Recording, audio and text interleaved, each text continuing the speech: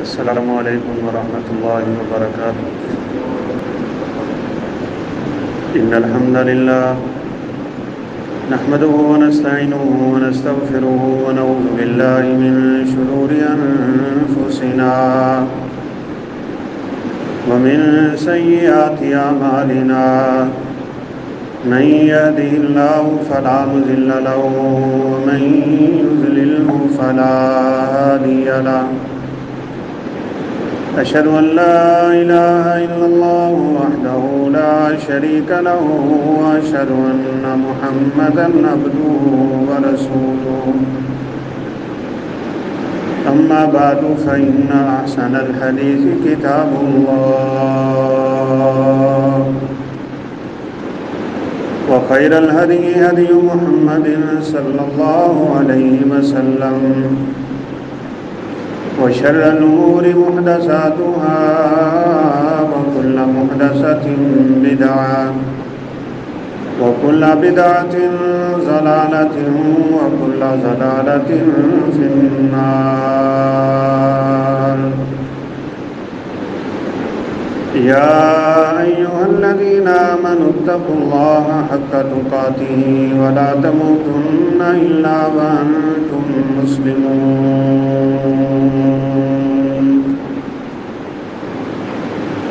يا أيها الذين آمنوا اتقوا الله وقولوا قولا سديدا يصلح لكم أعمالكم ويغفر لكم ذنوبكم ومن يطع الله ورسوله فقد فاز فوزا عظيما۔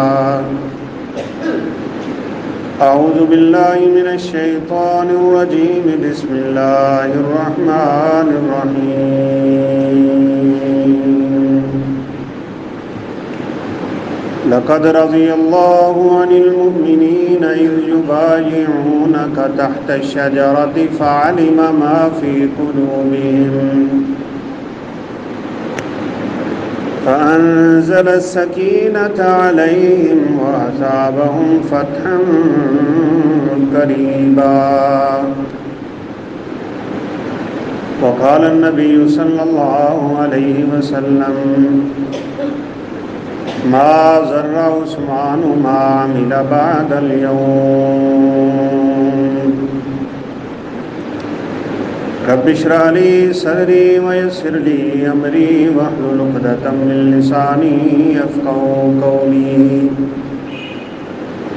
رب زدني علما سبحانك لا علم لنا إلا ما علمتنا إنك أنت العليم الحكيم۔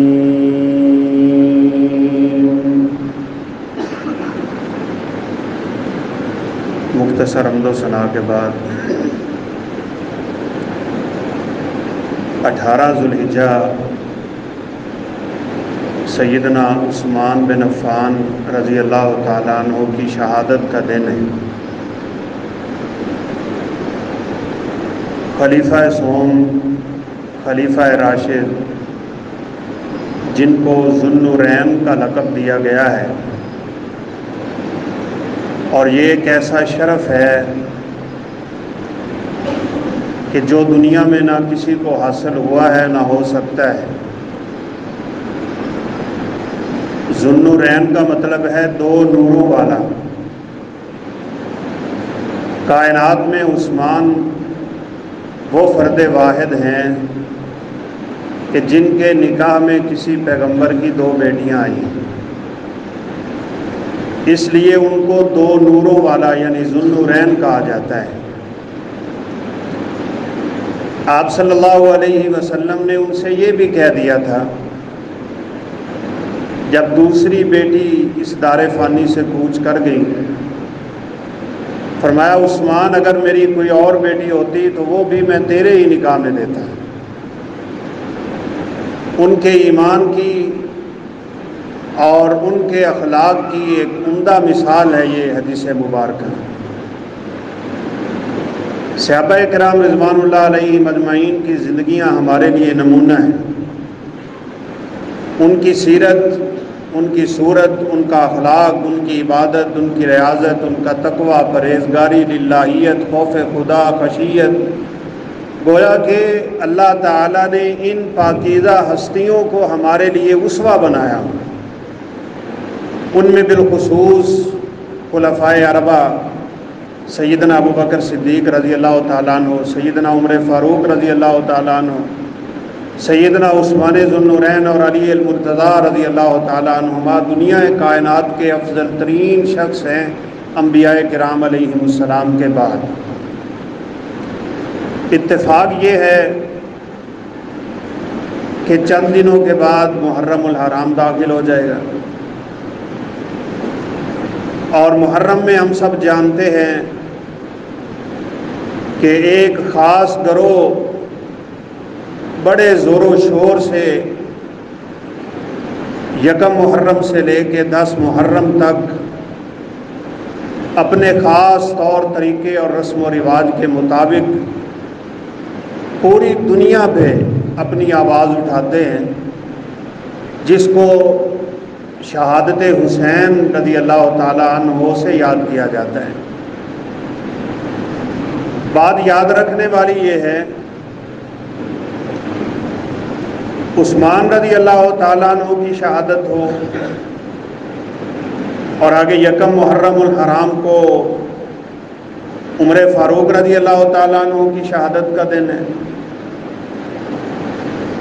اور پھر 10 محرم الحرام کو سیدنا حسین رضی اللہ تعالیٰ عنہ کی شہادت کا دن ہے۔ ان تینوں شہادتوں کی کڑیاں آپس میں ملتی ہیں، تینوں شہادتیں ہی بڑی مظلومانہ ہیں، اور ان تینوں میں سے سب سے زیادہ مظلومانہ شہادت سیدنا عثمان رضی اللہ تعالیٰ عنہ۔ چونکہ ہمارے معاشرے میں یہ ماحول بن گیا ہے کہ محرم الحرام آتے ہی ہم جو سنتے ہیں، جو دیکھتے ہیں، اسی سے متاثر ہو جاتے ہیں، جبکہ حقیقت میں عثمان رضی اللہ تعالیٰ عنہ کی شہادت زیادہ حق رکھتی ہے۔ ہم اس سے سبق سیکھیں، ہم اس کو سمجھیں، ہم ان کی سیرت کا مطالعہ کریں، اور جو 2 خصوصی صفات اللہ تعالیٰ نے ان کو عطا کی تھی۔ دنیا میں حیائے عثمان بہت مشہور ہے اور سخاوت عثمان بہت مشہور ہے۔ ہم ان کی سیرت سے یہ سیکھیں اور کوشش کریں کہ اللہ اکرم الحاکمین یہی 2 صفات ہمارے اندر بھی اچھی طرح پیدا فرمائیں۔ رسول اللہ صلی اللہ علیہ وسلم نے یہ پیشین گوئی فرمائی تھی کہ عثمان شہید ہوگا، اور شہادت بھی عثمان کی بڑی خطرناک ہوگی، بڑی مصیبتوں سے گزر کے عثمان شہید ہوں گے۔ ایک دفعہ عثمان رضی اللہ تعالیٰ عنہ تشریف لائے تو اپنا چہرہ کپڑے سے لپیٹا ہوا تھا، تو آپ صلی اللہ علیہ وسلم نے پاس بیٹھے ہوئے صحابہ کو کہہ دیا کہ یہ جو لپٹے ہوئے چہرے میں آ رہا ہے نا، یہ یاد رکھنا بڑے عجیب انداز سے شہید کر دیا جائے گا۔ سیدنا ابو بکر صدیق بھی تھے، عمر فاروق بھی تھے، عثمان ذو النورین بھی ہیں، احد پہاڑ ہے، اللہ کے نبی ہیں، یہ چاروں اس پہاڑ پہ جا رہے ہیں۔ احد اللہ کے نبی اور صحابہ کرام کی محبت میں لرزنے لگا، لہرانے لگا، ہلنے لگا، جیسے فرط محبت میں کوئی انسان اپنا جوش دکھا دیتا ہے۔ تو رسول اللہ صلی اللہ علیہ وسلم نے اس پہ پاؤں مار کے فرمایا تھا، اسکت یا احد فإن علیک نبی و صدیق و شہیدان۔ احد آرام سے ٹھہر جا، کیا تجھے علم نہیں کہ تیرے اوپر ایک نبی، ایک صدیق اور 2 شہید جا رہے ہیں۔ عثمان رضی اللہ تعالیٰ عنہ کو بھی اپنی شہادت کا یقین ہے، اور سیدنا عمر فاروق کو بھی یقین تھا، اس لیے فاروق دعا کیا کرتے تھے، اللہم ارزقنی شہادتا فی سبیلک فی بلد نبیک، اے اللہ مجھے شہادت دے اور اپنے نبی کے شہر میں دے دے۔ لوگ کہا کرتے تھے عمر شہادتیں تو جہاد کے میدانوں میں ملتی ہیں، اور مدینہ تو اب دارالامن بن چکا ہے، آپ مدینے میں شہادت کیسے مانگتے ہیں؟ تو سیدنا عمر فاروق رضی اللہ تعالیٰ عنہ کو یہ یقین تھا جو اللہ کے نبی سے سنا ہوا ہے کہ مجھے شہادت ملے گی، بس یہ دعا کر دیتے تھے کہ اللہ مجھے شہادت ملے اور مدینہ کی موت آ جائے۔ تو بہرحال اس موضوع پہ بھی انشاءاللہ ہم کو یہ دو بات کے بعد گفتگو کریں گے۔ رسول اللہ صلی اللہ علیہ وسلم نے سیدنا عثمان کو ایک مشین کوئی اور بھی فرما دی تھی۔ آپ نے فرمایا عثمان، اللہ تجھے ایک قمیض پہنائے گا، وہ قمیض لوگ اتارنے کی کوشش کریں گے، تو نے وہ قمیض نہیں اتارنی، یہ قمیض خلافت کی قمیض ہے۔ ہمیں تاریخ اسلامی کے بھی صحیح واقعات کا علم ہونا چاہیے۔ صحیح بات یہ ہے کہ تاریخ میں انسانوں نے اتنی زبردست غلطیاں کر دی ہیں اور داخل کی بالخصوص اہل تشیع نے کہ بالکل تاریخ کا رنگ ہی بدل کے رکھ دیا ہے۔ رسول اللہ صلی اللہ علیہ وسلم جب اس دنیا سے گئے ہیں، آپ کی حدیثوں میں اشارے موجود تھے کہ میرے بعد خلیفہ ابو بکر صدیق ہے۔ آپ صلی اللہ علیہ وسلم کے پاس ایک عورت آئی، آپ نے اسے دوبارہ آنے کا وعدہ کیا۔ وہ کہنے لگی اگر میں آئی اور آپ دنیا میں نہ ہوئے تو پھر میں کیا کروں گی؟ آپ صلی اللہ علیہ وسلم نے فرمایا ابو بکر صدیق کے پاس چلی جانا۔ یہ اشارہ تھا میرے بعد خلیفہ ابو بکر ہے۔ آپ بیمار ہوئے، آپ صلی اللہ علیہ وسلم نے نماز کے وقت لوگوں کو کہا مروا ابا بکر فلیصلی بالناس، ابو بکر کو کہو کہ لوگوں کو نماز پڑھا دیں۔ صحابہ کے دروازے مسجد نبوی کی طرف کھلتے تھے، آپ نے فرمایا یہ ساری کھڑکیاں بند کر دو سوائے ابو بکر کی کھڑکی کے۔ بہت سی حدیثوں میں آپ صلی اللہ علیہ وسلم نے اشارہ دیا کہ میرے بعد اگر کوئی خلیفہ ہوگا تو وہ سیدنا ابو بکر صدیق رضی اللہ تعالیٰ عنہ۔ آپ اس دنیا سے گئے، آپ نے کسی کو خلیفہ نامزد نہیں کیا۔ وہ صحابہ جو مدینہ کے رہنے والے تھے جن کو انصار صحابہ کہا جاتا ہے، وہ سقیفہ بنی سعد میں جمع ہیں۔ حضرت سعد رضی اللہ تعالیٰ عنہ کو تیار کیا جا رہا ہے کہ اب آپ کے بعد ہم خلیفہ آپ کو اختیار کرنا چاہتے ہیں۔ لوگ بیعت کرنے پہ تیار ہیں۔ عمر فاروق رضی اللہ تعالیٰ عنہ کو علم ہوا، ابو بکر صدیق کا ہاتھ پکڑا، صحابہ کرام کی مجلس میں لے کے آئے اور فرمایا لوگوں کیا تم جانتے نہیں ہو کہ اللہ کے نبی نے کہا تھا میرے بعد اس کائنات کا افضل ترین انسان ابو بکر ہے۔ اس دنیا میں کوئی ایسا انسان نہیں آیا کہ جس کا میرے اوپر کوئی احسان باقی ہو سوائے ابو بکر صدیق کے، کہ اس کے احسانات کا بدلہ میں دے ہی نہیں سکتا، اس کے احسانات کا بدلہ صرف اور صرف اللہ کا الحاکمین دیں گے۔ کتنی دفعہ ہم نے اللہ کے نبی کی زبان سے سنا ابو بکر ثم عمر ثم عثمان، ابو بکر پہلے نمبر پہ۔ صحابہ کرام نے بیعت کر لی۔ ابو بکر صدیق نے 2 سال خلافت کی ہے۔ 2 سالہ دور حکومت میں ان کا انہی لوگوں سے ہی اختلاف چلتا رہا۔ مسیلمہ کذاب نے نبوت کا دعویٰ کر دیا، اسود انسی نے نبوت کا دعویٰ کر دیا، ایک عورت نے نبوت کا دعویٰ کر دیا۔ ادھر لوگ اٹھے اور انکار کر دیا کہ ہم آج کے بعد زکوٰۃ ادا نہیں کریں گے۔ ابو بکر صدیق رضی اللہ تعالیٰ عنہ نے ان کے خلاف جنگیں لڑیں۔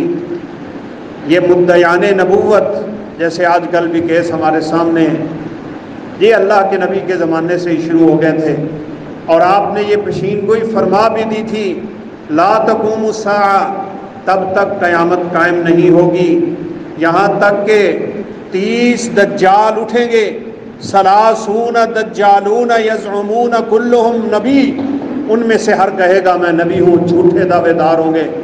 بہرحال جنگ ہوئی، جنگ یمامہ کے نام سے بڑی جنگ مشہور ہے، بڑے بڑے صحابہ اس میں شہادت نوش فرما گئے۔ اسی طرح اختلاف میں ہی 2 سال چلتے رہے ابو بکر صدیق رضی اللہ تعالیٰ عنہ کے۔ آپ صلی اللہ علیہ وسلم نے ایک خواب بھی دیکھا تھا۔ آپ نے فرمایا میں نے دیکھا کہ ایک کنواں ہے، اس کنویں سے ابو بکر نے 2 ڈول نکالے پانی کے، وفی نزعہما ضعف، ابو بکر کے ان ڈولوں میں بڑی کمزوری تھی۔ پھر وہ ڈول عمر نے پکڑا۔ عمر ایک عبقری انسان تھا، بڑا بہادر، بڑا طاقت والا۔ اس نے پھر پانی نکالا جیسے نکالنے کا حق ہے۔ پانی وادیوں سے ہوتا ہوا جنگلوں میں جا پہنچا۔ لوگوں نے پوچھا اللہ کے نبی کیا تعبیر ہے؟ گویا یہی تعبیر تھی۔ ابو بکر کی 2 سالہ خلافت بڑے اختلافات میں گزر گئی۔ پھر عمر فاروق رضی اللہ تعالیٰ عنہ کا زمانہ آ گیا۔ ابو بکر صدیق بیمار ہوئے اور اس دنیا سے چلے گئے۔ عمر فاروق رضی اللہ تعالیٰ عنہ کو خلیفہ نامزد کر دیا۔ ابو بکر صدیق کے بعد یہ لگام خلافت کی عمر فاروق کے ہاتھ میں انتہائی قوت سے، ایمانداری سے، عدل و انصاف سے، جوان مردی سے، اور جیسے ایک انصاف والی حکومت ہوتی ہے عمر فاروق رضی اللہ تعالیٰ عنہ نے یہ حکومت کی۔ اس لیے غیر مسلم بھی یہ کہنے پہ مجبور ہو گئے تھے اگر دنیا میں ایک عمر اور آ جاتا پوری دنیا پہ سوائے اسلام کے اور کوئی مذہب باقی نہ رہ جاتا۔ عمر فاروق رضی اللہ تعالیٰ عنہ کی دعا قبول ہوئی۔ فجر کی نماز ہے، قرات کر رہے ہیں۔ ابو لولو مجوسی جو خنجر ہی بنایا کرتا تھا، خنجر لے کے آگے بڑھا، عمر فاروق رضی اللہ تعالیٰ عنہ پہ وار کیے، انتڑیاں باہر نکل آئیں۔ عبد الرحمن بن عوف آگے بڑھے، مصلی رسول پہ نماز کو مکمل کیا۔ عمر فاروق کو اٹھا کے گھر میں لایا گیا۔ چند دن کی یہ تیمارداری ہوتی رہی۔ آخر کار عمر فاروق رضی اللہ تعالیٰ عنہ اس دنیا سے اٹھے۔ انہوں نے اپنے جانے سے پہلے عشرہ مبشرہ میں سے باقی رہ جانے والے اصحاب کو بلا لیا۔ فرمایا اس وقت کائنات میں ان لوگوں سے افضل کوئی انسان نہیں ہے۔ یہ وہ 10 لوگ ہیں جن کو اللہ کے نبی نے ایک ہی وقت میں جنت کی بشارت دے دی تھی۔ ان میں سے ابو بکر صدیق دنیا سے چلے گئے، عبیدہ بن جرح دنیا سے چلے گئے۔ فرمایا سعید میرا رشتہ دار ہے، اس کو میں حکومت نہیں لینے دوں گا، یہ بندے نکال دو۔ باقی 6 افراد بیٹھ کے مشورہ کریں گے، مشورے سے اور اتفاق رائے سے جس کو خلیفہ نامزد کریں وہ خلیفہ ہوگا۔ اور اگر نہ ہو سکے 3 دن تک لوگوں سے مشورہ جاری رکھیں۔ اور سبحان اللہ، عمر فاروق رضی اللہ تعالیٰ عنہ کی کیا فقاہت ہے، کیا بصیرت ہے، کیا بصارت ہے، کیا تقوی ہے، کیا عدل ہے، کیا انصاف ہے، کیا دور نظری ہے۔ فرمایا 3 دن مجلس شورا کا جب تک اجلاس جاری رہے گا، مسجد نبوی میں اگر کوئی شخص نمازیں پڑھائے گا تو وہ سیدنا صہیب رومی رضی اللہ تعالیٰ عنہ، جو غلام تھے، کالے تھے، جن کی لوگ عمومی طور پہ آج کل قدر نہیں کرتے۔ فرمایا صہیب رومی 3 دن مصلی رسول پہ ہوں گے۔ اسی طرح ہوا، 3 دن مجلس شورا کا قیام رہا۔ صہیب رومی رضی اللہ تعالیٰ عنہ نمازیں پڑھاتے رہے۔ 3 دن کے بعد سیدنا عثمان رضی اللہ تعالیٰ عنہ کو خلیفہ نامزد کیا گیا، بغیر کسی لالچ کے، بغیر کسی طمع کے، بغیر کسی اختلاف کے، بغیر کسی لڑائی کے، بغیر کسی نزاع کے، بغیر کسی عداوت کے، سب نے متفقہ طور پہ سیدنا عثمان رضی اللہ تعالیٰ عنہ کو خلیفہ نامزد کیا۔ یہ میں باتیں اس لیے کر رہا ہوں، ہمیں یہ آوازیں سننے کو ملتی ہیں کہ رسول اللہ صلی اللہ علیہ وسلم نے فرمایا تھا میرے بعد اگر کوئی خلافت کا حقدار ہے تو وہ علی ہے، علی میرا وصی ہے، علی میرا نائب ہے، علی کا مقام وہی ہے جو موسیٰ کے ہاں ہارون کا تھا۔ جیسے موسیٰ کے جانے کے بعد خلافت کی باغ دوڑ ہارون کے ہاتھ میں آ گئی، ایسے ہی علی کے ہاتھ میں آنی چاہیے۔ میں علم کا شہر ہوں، علی اس کا دروازہ ہے۔ یہ جھوٹی باتیں، یہ جھوٹی حدیثیں، یہ من گھڑت واقعات صرف اور صرف دین اسلام کو خراب کرنے کے لیے بنائے گئے۔ وگرنہ بیعت کرنے والوں میں سیدنا علی رضی اللہ تعالیٰ عنہ بھی ہیں، اور وہ مانتے تھے، وہ جانتے تھے۔ عثمان ذو النورین رضی اللہ تعالیٰ عنہ کی فضیلتوں سے کون واقف نہیں ہے؟ لقد رضی اللہ عن المؤمنین اذ یبایعونک تحت الشجرہ۔ اللہ کے نبی کو مکہ سے ہجرت کیے ہوئے ایک وقت گزر گیا، ترستا تھا دل، نگاہیں ترس گئی تھی مکہ کو دیکھنے کے لیے۔ آپ نے ایک دن خواب میں کیا دیکھا؟ اللہ نے آپ کو دکھا دیا، صحابہ نے احرام باندھے ہوئے ہیں، وہاں جا کے عمرہ ہو رہا ہے، آپ سر مڑوا رہے ہیں، صحابہ بھی اپنے حلق کروا رہے ہیں۔ اللہ کے نبی نے خواب کی تعبیر یہی سمجھی، صحابہ کو کہا اٹھو تیاری کرو، ہم بیت اللہ شریف کا عزم اور ارادہ لے کے سفر کریں گے۔ حدیبیہ مقام پہ پہنچے، سامنے دشمن آ گیا، کہا آپ لوگ مکہ میں داخل نہیں ہو سکتے، ہمارے ساتھ معاہدہ کرنے پڑیں گے، ہمارے ساتھ شرطیں قائم کرنا پڑیں گی، جن کو صلح حدیبیہ کے نام سے یاد کیا جاتا ہے۔ قصہ مختصر، اللہ کے نبی نے اگر اس وقت کسی بندے کو اپنا وفد چنا تو سیدنا عثمان رضی اللہ تعالیٰ عنہ کو بھیج دیا۔ 1400 صحابہ کا لشکر ہے، ان میں سے اختیار عثمان کا ہوا۔ عثمان مکہ کے شریفوں میں، عثمان مکہ کے تاجروں میں، عثمان مکہ کے ایمانداروں میں، عثمان جب سے پیدا ہوئے زمانے میں شراب پانی کی طرح پی جاتی تھی، لیکن عثمان کہتے اللہ کی قسم کبھی میں نے شراب کو منہ نہیں لگایا۔ جوا کھیلتے تھے لوگ، فرمایا کبھی میں نے یہ کام نہیں کیا۔ بتوں کے سامنے گرتے تھے لوگ، عثمان کہتے میں نے کبھی یہ کام نہیں کیا، اور فرماتے تھے جب سے میں نے اللہ کے نبی کے ہاتھ پہ ہاتھ رکھا ہے اس وقت سے میں نے آج تک اپنی شرمگاہ کو ہاتھ نہیں لگایا۔ احترام نبی، وقار نبی، عظمت نبی، عزت نبی، ناموس رسالت کا اتنا پاس ہے عثمان کو، بڑی ان کی لین دین تھی عثمان کے ساتھ۔ کہا چلو عثمان آ ہی گئے ہو، تم تو طواف کر لو، تم تو حجر اسود کا بوسہ لے لو، تم تو بیت اللہ کا چکر لگا لو۔ لیکن عثمان رضی اللہ تعالیٰ عنہ کے احترام پہ قربان جائیں، کہا جب تک میرے پیغمبر اس بیت اللہ کا طواف نہیں کریں گے عثمان کبھی چکر نہیں لگائیں گے، پہلے میرے نبی آئیں گے پھر جا کے ہوگا۔ اور یہی حدیبیہ کا ہی مقام تھا شاید، جب ایک آنے والے نے دیکھا کہ اللہ کے نبی وضو کر رہے ہیں اور آپ کے وضو کے گرے ہوئے قطرات کا پانی صحابہ زمین پہ گرنے ہی نہیں دیتے تھے، ہر کوئی ہاتھ بڑھا رہا ہے اس لیے کہ یہ بابرکت پانی میرے ہاتھ پہ گر جائے، کوئی چہرے پہ ملتا ہے تو کوئی اپنے جسم پہ، اور ایسے بھی تھے جن کے ہاتھ پہ پانی نہ گرا، انہوں نے ان صحابہ کے ہاتھ پہ ہاتھ رکھ دیا جن کے ہاتھوں پہ پانی گرا ہوا تھا، اور جا کے کہا تھا اپنے سرداروں کو، کفاران مکہ کو، وہ قریش کے سرداروں کو، کہا اللہ کی قسم جتنی اصحاب نبی اپنے نبی کی تعظیم کرتے ہیں کائنات میں کوئی کسی کی کرتا ہی نہیں، وہ تو ان کا تھوک بھی زمین پہ گرنے نہیں دیتے، اور ایسے لگتا ہے لڑائی ہو جائے گی یہ لینے کے لیے، ہر کوئی اپنا ہاتھ پھیلاتا ہے کہ اس پہ گرے تو میں اپنے چہرے پہ مال لوں۔ ادھر مشہور ہو گیا کہ عثمان رضی اللہ تعالیٰ عنہ کو شہید کر دیا گیا ہے۔ اللہ کے نبی صلی اللہ علیہ وسلم اضطراب و قلق کی حالت میں پہلے ہی ہیں، احرام باندھا ہوا ہے، نیت ہے عمرے کی اور حج کرنے کی، روک دیا گیا ہے اللہ کے نبی کو۔ ایک تو پہلے سے ذہن میں یہ خلش ہے، اوپر سے عثمان رضی اللہ تعالیٰ عنہ کی شہادت کی خبر مل گئی۔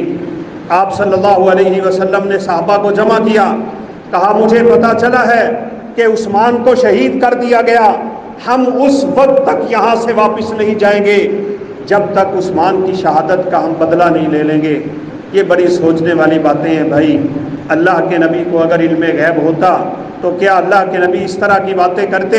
آپ نے اپنا ہاتھ بڑھا دیا، فرمایا آؤ میرے ہاتھ پہ اپنا ہاتھ رکھو، میرے ساتھ بیعت کرو، تم نے یسر و عسر کی میرے ساتھ بیعتیں کی ہوئی ہیں، تنگی کی حالت میں میرا ساتھ دو گے، آسانی کی حالت میں میرا ساتھ دو گے، کچھ ہوگا تو ساتھ دو گے، کچھ نہیں ہوگا تو ساتھ دو گے، مرتے دم تک میرا ساتھ دو گے، آؤ آج عثمان کا بدلہ لینے کے لیے میرے ساتھ بیعت کا وعدہ کر لو۔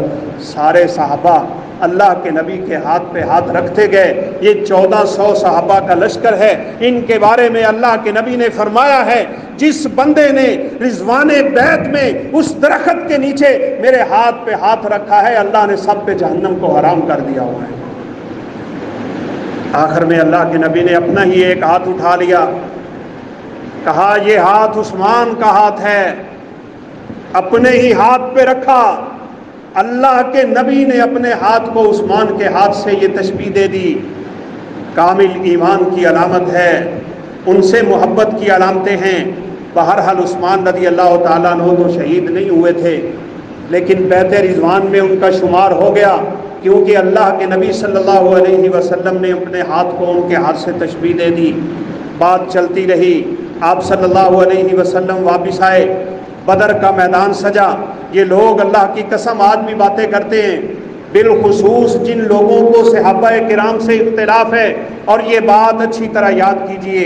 مجھے آج ایک ساتھی کا میسج آیا کہ امیر معاویہ اور علی کی جو لڑائی ہوئی تھی اس میں حق پہ کون تھا؟ وہ جنگ صفین میں حق پہ کون تھا؟ جنگ جمل میں حق پہ کون تھا؟ بھائی صحابہ کے اختلاف کو چھیڑا نہ کرو۔ صحابہ کرام رضوان اللہ علیہم اجمعین بشری تقاضا کے تحت ان سے جو ہوا اللہ نے سب کو معاف کر دیا۔ لقد رضی اللہ عن المؤمنین، اللہ سب سے راضی ہو گئے۔ رضی اللہ عنہم ورضوا عنہ، صحابہ اللہ پہ راضی ہو گئے، اللہ صحابہ پہ راضی ہو گیا۔ اور میں نے تو پہلے بھی ایک دفعہ کہا تھا، یہ اللہ کی رضا کا اعلان جنتیوں کو جنت میں داخل ہونے کے بعد آخری انعام کے طور پہ ملے گا، جب اللہ فرمائیں گے جنتیوں خوش ہو جاؤ، میں تمہیں ایک ایسی چیز دینے والا ہوں کہ تمہاری خوشی کی انتہا نہیں رہے گی۔ جنتی پوچھیں گے یا اللہ تو نے جنت میں ہمیں مقام دے دیا، اعلیٰ ترین ہماری منازل ہو گئے، ہمیں مقام و مرتبہ مل گیا، جنت میں سب کچھ ہمیں میسر آ گیا۔ آخر وہ کون سی نعمت ہے جو اللہ تو ہمیں دینا چاہتا ہے؟ اللہ احکم الحاکمین فرمائیں گے آج میں تم پہ راضی ہو گیا ہوں، تمہیں دوبارہ ناراض ہونے کا کوئی خدشہ باقی نہیں رہ جائے گا۔ صحابہ کرام تو دنیا پہ ہیں، اللہ ان پہ راضی ہو گئے۔ بھائی ان کے مقام و مرتبہ کا کیا کہنا؟ کہتے ہیں جی عثمان تو بیعت رضوان میں بھی نہیں تھا، عثمان تو بدر کے میدان میں بھی نہیں تھا، عثمان تو نعوذ باللہ احد کے میدان سے بھی بھاگ گیا تھا۔ بڑی بڑی باتیں کرتے ہیں یہ بدبخت لوگ۔ عبداللہ بن عمر رضی اللہ تعالیٰ عنہ حج پہ تھے، ایک ایسا ہی بدبخت اٹھا تھا اور اس نے بھی اسی طرح کے سوال کر دیے تھے۔ انہوں نے خوب منہ چپ کرایا، کہا رضوان کے موقع پہ اللہ کے نبی نے اپنا ہاتھ عثمان کا ہاتھ قرار دیا تھا، بدر کے میدان میں آپ کی بیٹی بیمار تھی اور اللہ کے نبی نے کہا تھا عثمان تم میری بیٹی کے پاس رہو گے، اس لیے آپ صلی اللہ علیہ وسلم نے انہیں مجاہدین کا حصہ دیا تھا جو مال غنیمت کے طور پہ ہوتا ہے۔ عثمان رضی اللہ تعالیٰ عنہ آپ صلی اللہ علیہ وسلم کی بیٹی کی تیمارداری کے لیے اور عیادت کے لیے وہاں ٹھہرے رہے۔ احد کے میدان میں شیطان کی طرف سے یہ حملہ تھا، جب مصعب بن عمیر شہید ہوئے یہ بات پھیل گئی اللہ کے نبی شہید ہو گئے ہیں۔ صحابہ نے فرمایا پھر لڑنا کس کے لیے ہے، پھر میدان میں ٹھہرنا کس کے لیے ہے، پھر چلو اپنے گھروں کو اپنی اپنی راہ لو۔ ان میں سیدنا عثمان بھی تھے۔ اللہ تعالیٰ نے آیات اتاری تھی کہ جو لوگ چلے گئے اس میدان سے اللہ احکم الحاکمین نے سب کو معاف کر دیا۔ بہرحال چلتے چلتے عثمان رضی اللہ تعالیٰ عنہ کی خلافت چلتی رہی، 12 سال تک سیدنا عثمان خلیفہ رہے۔ اللہ احکم الحاکمین نے ان سے دین کا بڑا کام لیا۔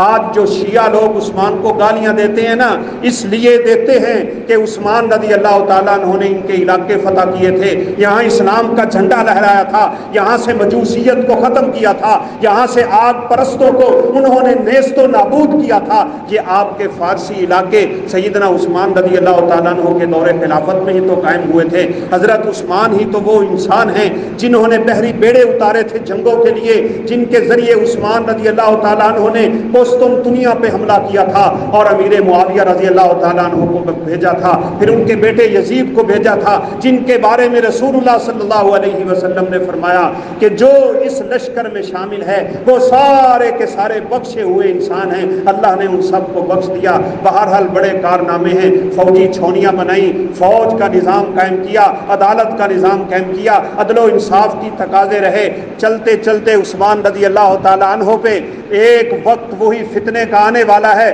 آپ صلی اللہ علیہ وسلم ایک باغ میں داخل ہوئے تھے، ابو موسیٰ اشعری داخل ہوئے، دروازہ بند کر دیا، کہا اللہ کے نبی آپ آرام کریں، آج میں کسی کو آپ کی اجازت کے بغیر آنے نہیں دوں گا، دستک ہوگی میں پوچھوں گا آپ سے اجازت لوں گا۔ وہی ہوا، دستک ہوئی، پوچھا کون؟ کہا ابو بکر۔ فرمایا اعلیٰ رسلکا، یہیں پہ کھڑے رہو۔ جا کے اجازت مانگی، اللہ کے نبی نے اجازت کن لفظوں سے دی؟ فرمایا اذن ہوا ابشرہ بالجنہ، جاؤ ابو موسیٰ دروازہ کھول دو، ابو بکر کو اجازت بھی دے دو، خوشخبری بھی سنا دو کہ اللہ نے تمہیں جنتوں کا وارث بنایا ہوا ہے۔ عمر فاروق آ گئے، آپ صلی اللہ علیہ وسلم سے پھر اجازت مانگی گئی، آپ نے پھر یہی الفاظ بول دیے۔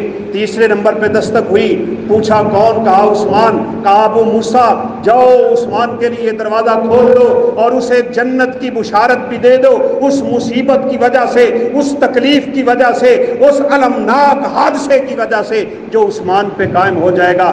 آپ صلی اللہ علیہ وسلم نے پیشین گوئی فرمائی ہوئی ہے، وہی ہوا۔ ایک عبداللہ بن سبا نام کا آدمی اٹھا، ذرا یہ باتیں اچھی طرح نوٹ کیجئے گا، اہل بیت کی محبت کا دعویٰ کرنے والا، جس سے آج یہ شیعان علی نکلے ہوئے ہیں جو ہر وقت آل رسول سے محبت کی باتیں کرتے رہتے ہیں، حقیقت میں یہودی لوگ یہ لوگ بلکہ یہودیوں سے بھی بدتر ہیں، انہی کے ساتھ ملے ہوئے ہیں، انہی کے نقش قدم پہ ہیں، انہی کے مذہب پہ ہیں، انہی کے دین پہ ہیں، انہی کے نہج پہ ہیں، انہی کے منہج پہ ہیں، انہی کے طور طریقوں پہ ہیں۔ جیسے وہ لوگ دین کو نقصان پہنچاتے رہے، آج یہ لوگ بھی نقصان پہنچاتے ہیں اور پہنچاتے رہیں گے۔ رسول اللہ صلی اللہ علیہ وسلم نے تو یہ بھی فرمایا ہے، یہ اصبہان جو آج ایران کا شہر ہے، آپ نے فرمایا اصبہان سے 70,000 یہودی نکلے گا جو قیامت کے قریب دجال کا آگے نکل کے ساتھ دے گا، ان کے سروں پہ سبز رنگ کی ٹوپیاں ہوں گی۔ یہ اللہ کے نبی نے ساری باتیں پہلے بتائی ہوئی ہیں، آپ کے ان معجزات کا ذکر حدیث میں موجود ہے۔ اس لیے اگر کبھی آپ کو خبر پڑے نا کہ ایران اور امریکہ اور اسرائیل کی جنگ ہونے لگی ہے، تو اس وقت سمجھ لیں کہ کسی مسلمان ملک کے خلاف کوئی حملہ ہونے والا ہے۔ آپس میں ایک ہیں، ان کی پارلیمنٹ میں یہودی، کوئی سنی نہیں ہے، ان کے شہروں میں یہودی، ان کی عبادت گاہیں یہودیوں کی، یہ تو اسی نقش قدم پہ ہے میرے دوستو۔ وہ بدبخت بھی اٹھا، اپنا نام عبداللہ رکھا ہوا ہے، اپنے آپ کو مسلمان ظاہر کرتا ہے، آل بیت کی محبت کا دعویٰ لے کے اٹھا۔ کہا عثمان نے، عمر فاروق نے، ابو بکر صدیق نے علی سے خلافت چھینی ہے، لازمی ہے ہم یہ خلافت ان کو واپس لے کے دیں۔ اللہ کی قسم ہم نے تو یہ باتیں سنی اور دیکھی ہوئی ہیں۔ ایک بدبخت شیعہ ایسا بھی تھا، مسجد نبوی کے صحن میں عمر فاروق کی قبر کی طرف منہ کر کے پیشاب کرائے، ابو بکر صدیق کی قبر کی طرف منہ کر کے، پھر اس کو کوڑے لگے، یہ ایک الگ بات ہے، لیکن ان کے سینے صحابہ کی عداوتوں سے بھرے ہوئے ہیں، بالخصوص خلفائے ثلاثہ ابو بکر، عمر اور عثمان رضی اللہ تعالیٰ عنہ۔ اور یہ جو علی کی محبت کا ڈھونگ ہے نا، یہ بھی اللہ کی قسم جھوٹا ہے، اس کے پیچھے بھی تقیہ ہے، اس کے پیچھے بھی پروپیگنڈا ہے، اور اس کے پیچھے بھی اسلام کے خلاف دشمنیاں ہیں انہوں نے پالی ہوئی۔ اٹھا، بڑا عجیب سا واقعہ ہے، مصر جا رہا ہے، کبھی شام جاتا ہے، کبھی بصرے جاتا ہے، کبھی کوفہ جاتا ہے، لوگوں کو برانگیختہ کرتا ہے، آل رسول کی محبت کے واسطے دیتا ہے، ان کے سامنے نام لے لے کے روتا ہے، اور لوگ سمجھتے ہیں کہ یہ دعوت واقعی خوبصورت دعوت ہے۔ لوگ ساتھ مل گئے، عثمان رضی اللہ تعالیٰ عنہ کا محاصرہ ہوا۔ بات مختصر کروں، صحابہ کرام حج پہ گئے ہوئے ہیں، ابن سیرین رحمہ اللہ فرماتے ہیں لم یکونوا فی المدینہ الا 40، 40 صحابہ مدینہ میں تھے۔ یہ لوگ پورا لاؤ لشکر لے کے، پوری تیاری لے کے عثمان ذوالنورین رضی اللہ تعالیٰ عنہ کو شہید کرنے کے بہانے مدینہ میں ہیں۔ آ کے ان کے گھر کا محاصرہ کیا۔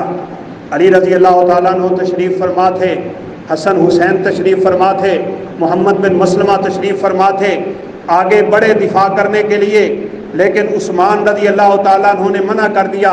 یہ سبق ہے سیکھنے والا، کہا میری جان جاتی ہے چلی جائے، میرا خون بہتا ہے بہہ جائے، لیکن میری وجہ سے مسلمانوں کی آپس میں تلواریں نہیں ٹکرانی چاہیے۔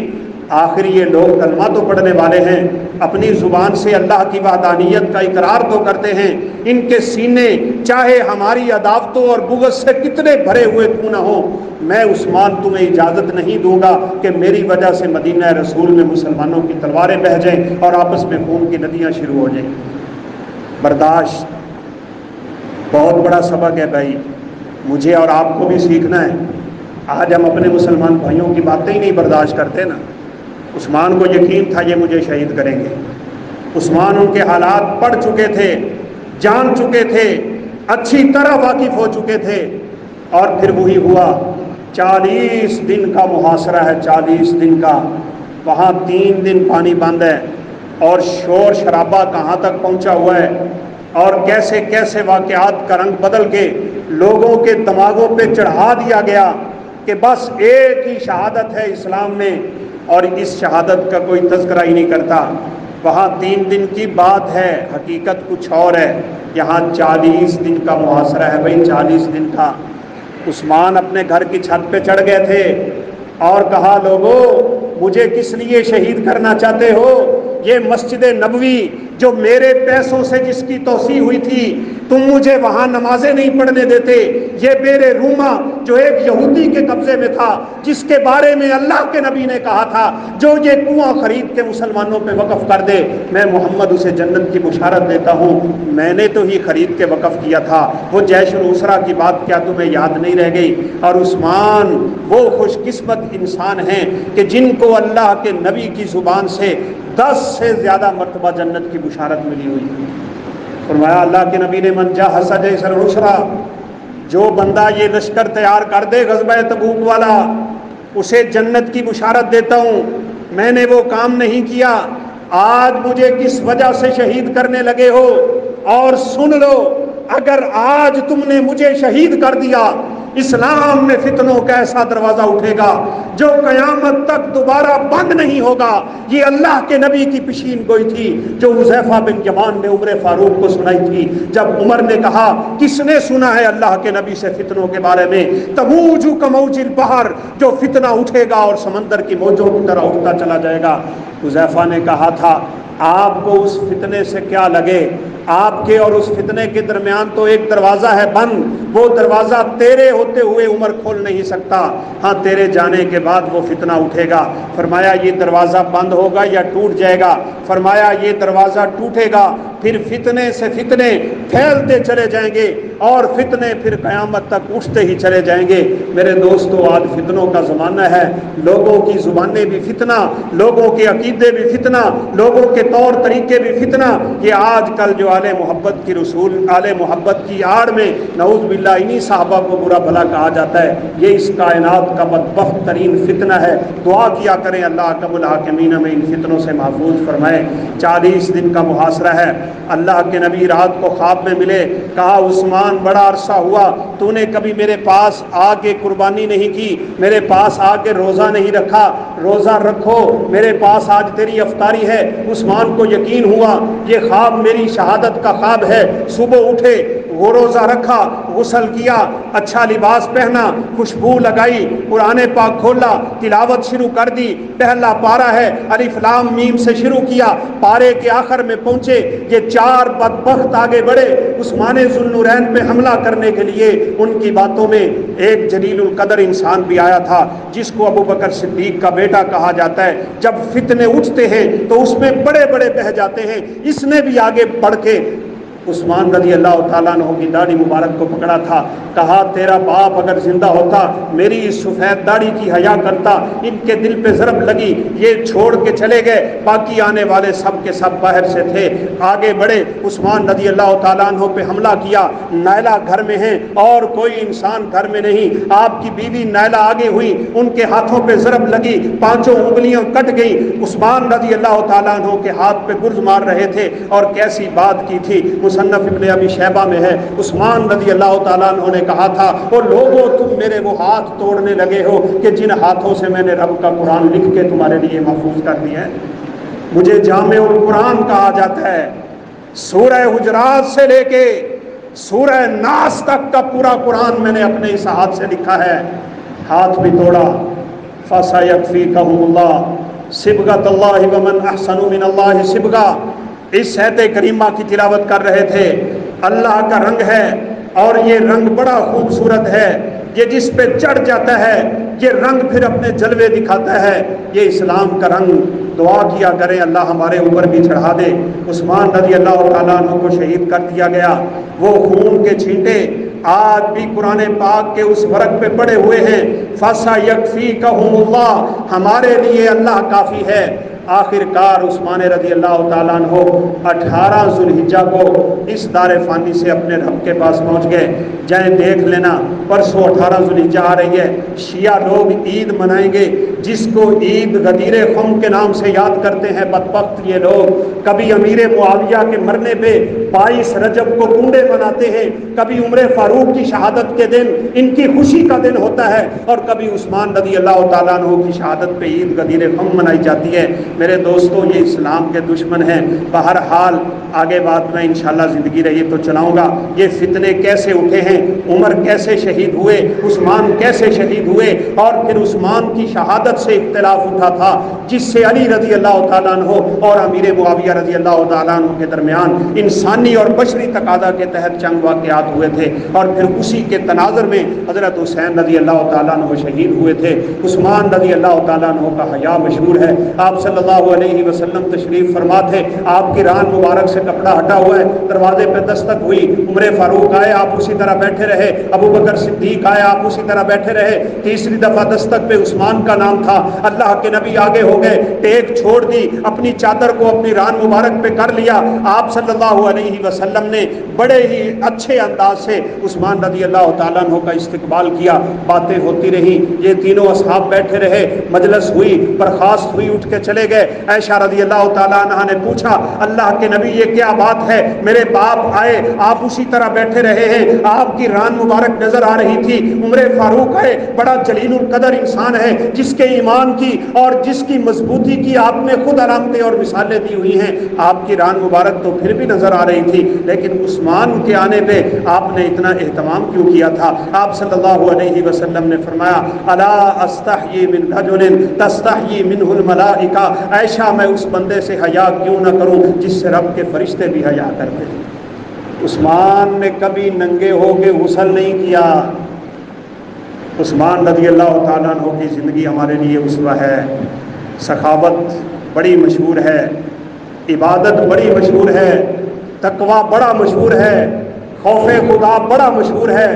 جب کبھی عثمان کا گزر ہوتا تھا قبر کے پاس سے، ہم کتنے قبرستانوں سے گزر جاتے ہیں بھائی، اتنا روتے کہ داڑھی مبارک تر ہو جاتی تھی۔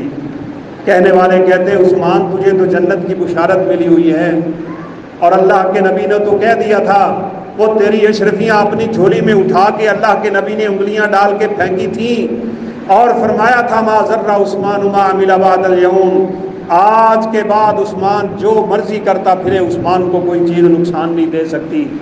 آپ پھر بھی اتنا روتے ہیں تو عثمان کہا کرتے تھے، قبر آخرت کی منزلوں میں پہلی منزل ہے، جو یہاں سے کامیاب ہوا وہ کامیاب ہے، جو یہاں ناکام ہوا وہ ناکام۔ 7 دنوں میں حضرت عثمان قرآن مکمل کرتے تھے۔ آپ قرآن پاک کھول کے دیکھیں نا تو قرآن کی 7 منزلیں بنی ہوئی ہیں۔ یہ منزلیں اسی لیے بنی ہیں کہ 7 دن میں عمومی طور پہ ان کا معمول رہا ہے کہ وہ قرآن پاک مکمل کر لیا کرتے تھے۔ اور ایک روایت میں تو یوں تک بھی آتا ہے کہ بالخصوص رمضان کی راتوں میں عثمان رضی اللہ تعالیٰ عنہ ایک رات میں بھی قرآن پڑھ لیا کرتے تھے۔ وہ ایک الگ بحث ہے کہ وہ یہ جائز ہے یا ناجائز، یا اس پہ جو رسول اللہ صلی اللہ علیہ وسلم کا ارشاد گرامی ہے۔ قرآن سے بڑا تعلق ہے۔ یہ آج میرے اور آپ کے ہاتھ میں جو قرآن ہے نا، یہ عثمان رضی اللہ تعالیٰ عنہ کا امت پہ احسان ہے۔ یہ انہی نے جمع کیا، یہ انہی نے لکھا ہے۔ پوری دنیا کے جتنے بھی قرآن ہیں اسی لکھائی پہ لکھے جاتے ہیں جو عثمان رضی اللہ تعالیٰ عنہ نے لکھی تھی۔ بعض دفعہ آپ کچھ الفاظ ایسے بھی دیکھیں گے جو لکھنے میں اور ہوتے ہیں لیکن قرآن میں کسی اور طرح لکھے ہوئے۔ مثال کے طور پہ آپ پوری دنیا کا قرآن اٹھا لیں، آپ کو لفظ مالکی الف کے ساتھ نظر نہیں آئے گا، اور اس کی وجہ ہے کیونکہ ایک دوسری قرات ہے مالکی، مالکی یوم الدین و مالکی یوم الدین، الف کے ساتھ لکھتے تو مالکی قرات نہیں پڑھی جا سکتی تھی۔ عثمان نے قرآن لکھا ہی اس انداز میں ہے کہ ساری کی ساری قراتیں اس سے نکل آتی ہیں۔ کھڑی زبر ڈال دو تو مالکی بن جائے گا، زبر ڈال دو تو مالکی بن جائے گا۔ یہ ایک چھوٹی سی مثال ہے۔ قرآن مجید کے لیے وہی رسم چلتا ہے، وہی خط چلتا ہے، وہی لکھائی چلتی ہے جو سیدنا عثمان رضی اللہ تعالیٰ عنہ نے لکھی تھی، اگر کوئی اس سے ہٹ کے لکھے گا اس قرآن کو یہ امت مسلمہ قبول نہیں کرے گی۔ اللہ اکرم الحاکمین نے ان سے بڑا دین کا کام لیا۔ میری اللہ تعالیٰ سے دعا ہے کہ اللہ تعالیٰ ہمیں سیرت عثمان کو اپنانے کی توفیق نصیب فرمائے، ان کو اللہ اس امت مسلمہ کی طرف سے یہ قرآن بالخصوص جمع کرنے پہ وہ جزائے خیر عطا فرمائے جو اللہ اکرم الحاکمین کے شان شایان ہے۔ انہ سمیع قریب مجیب وآخر دعوانا الحمد للہ رب العالمین۔